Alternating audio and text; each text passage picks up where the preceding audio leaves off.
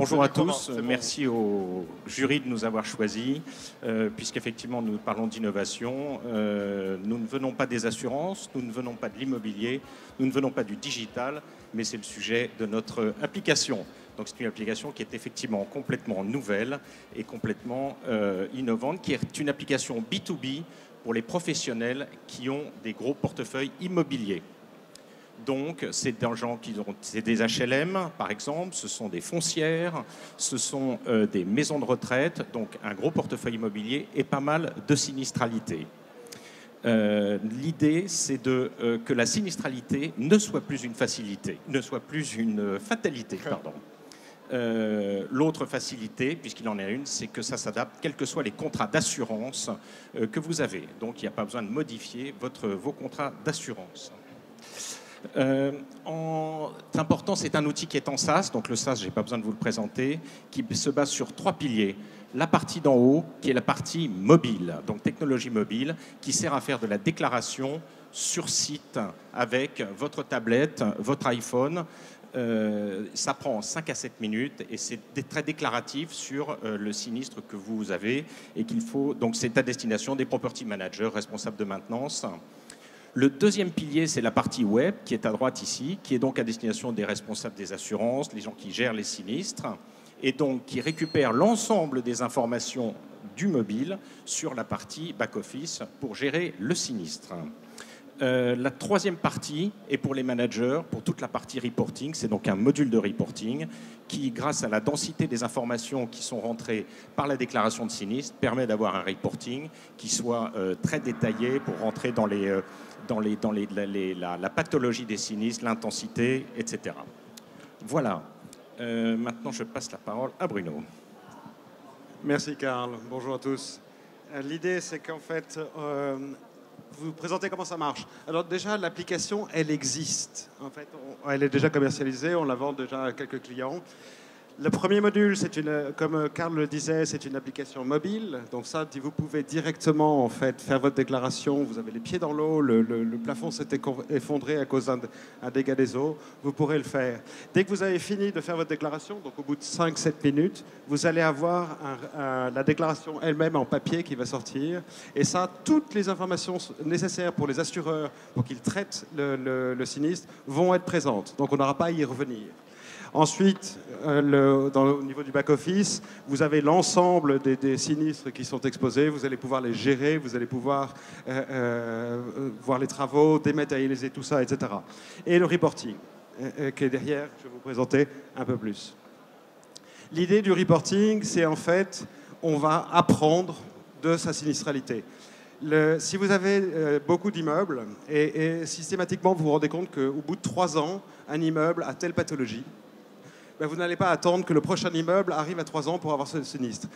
À 2 ans et demi, vous allez faire de la maintenance préventive. Et de là, vous allez éviter d'avoir le prochain sinistre. C'est un exemple. C'est la prédiction en fait, que vous allez pouvoir obtenir en exploitant les données de vos sinistres.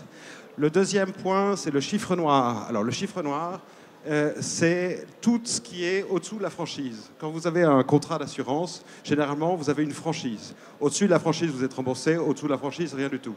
Et on s'aperçoit en fait que le nombre de désastres en fait, ou de désordres sont sous la franchise.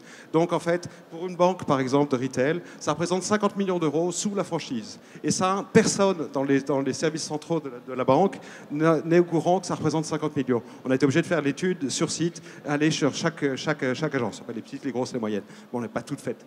Et 50 millions, mettez un coup de projecteur dessus avec les données, parce qu'en fait, vous avez la déclaration qui va pouvoir vous aider à récupérer toutes ces informations en centrale.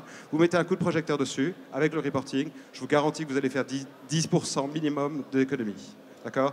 Donc, quand on parle de sinistre, en fait, on enlève la fatalité, on fait des économies. D'accord ? Et on reprend son destin en main. Voilà, maintenant, votez bien.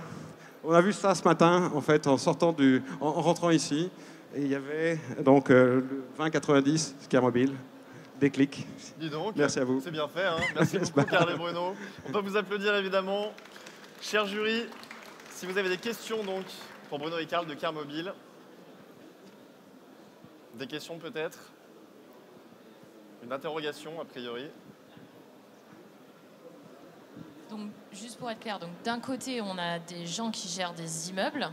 Donc là, le key unique selling point que vous leur vendez, c'est vous allez mieux apprendre de votre immeuble. C'est ça, de voir s'il y a une pathologie ou autre. Et de l'autre côté, ce sont des assureurs. Et la question que j'ai, c'est comment un assureur va... Comment vous allez convaincre un assureur d'aller dessus parce qu'il va perdre sa data et lui, c'est ce qui est le plus précieux? Alors, c'est un point clé. Effectivement, le parti que nous avons pris, c'est effectivement le parti des assurés pour améliorer la connaissance de leurs assets et donc de leur sinistralité. On ne prend pas le boulot des assureurs. Par contre, c'est vraiment pour les assurés. La difficulté, c'est que souvent, les gens qui ont des patrimoines immobiliers ont plusieurs assureurs ou plusieurs courtiers. L'intérêt de ce système, c'est que c'est un système unique qui a été monté avec la logique des assurances, donc quelles sont les datas dont ils ont besoin. Donc voilà, c'est flat pour les assurances. Par contre, ils ont des dossiers qui sont parfaitement constitués du premier coup. Donc c'est aussi une amélioration. Et quel est le niveau de concurrence sur ce marché? Le niveau de concurrence sur ce marché?